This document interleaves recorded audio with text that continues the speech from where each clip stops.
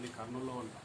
So అక్కడి నుంచి వచ్చేసి ఈయన రాఘవేంద్ర నాయుడు, తర్వాత వినోద్ కుమార్, తర్వాత సాయి ప్రసాద్, సో అన్న వాళ్ళు ఇంకా అందరూ లోకల్ ఉన్నారు. మేము ఈ మధ్యకాలంలో మన అంటే వాల్మీకి బోయ సమస్యలు ఇప్పటికి కాదు, మీకు కూడా అంతా కూడా తెలుసు.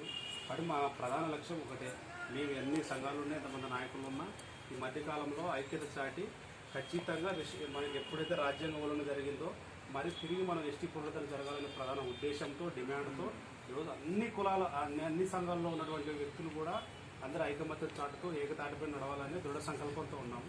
కాబట్టి ఈ తరుణంలో మీరు అసెంబ్లీ, ఎందుకంటే జగన్ గారు కూడా గతంలో మరి ఎన్నికల సమయంలో కూడా పాదయాత్రలో కూడా అనేక సందర్భాల్లో చెప్పారు, ఖచ్చితంగా వాల్మీకి బోయలను ఎస్టీలుగా చేస్తాము మా పార్టీ తరఫున అని కూడా గట్టిగా హామీ ఇచ్చారు. సో అవన్నీ కూడా ఎవిడెన్స్ ఉన్నాయి. సో మాకు నమ్మకం ఉంది, ఎందుకంటే జగన్మోహన్ రెడ్డి గారు ఏదైతే చెప్తాడో చేస్తాడో, ఏదైతే చేస్తాడో అదే చెప్తాడో అనేది ప్రజల్లో ఒక రకమైన నమ్మకం అనేది అయితే వాస్తవంగా గట్టిగా ఉంది. అంటే మా నమ్మకం కూడా అదే.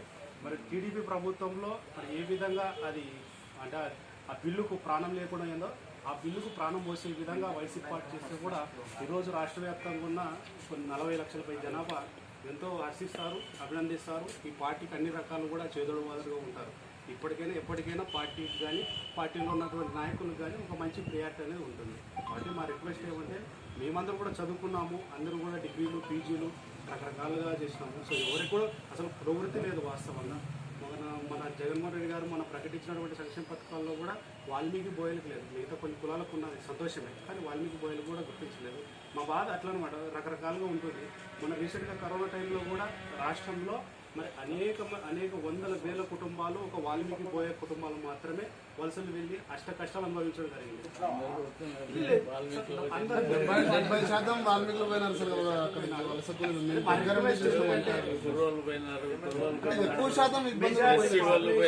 మెజారిటీ పరంగా మన వాళ్ళు ఉన్నారు కాబట్టి మన వాళ్ళు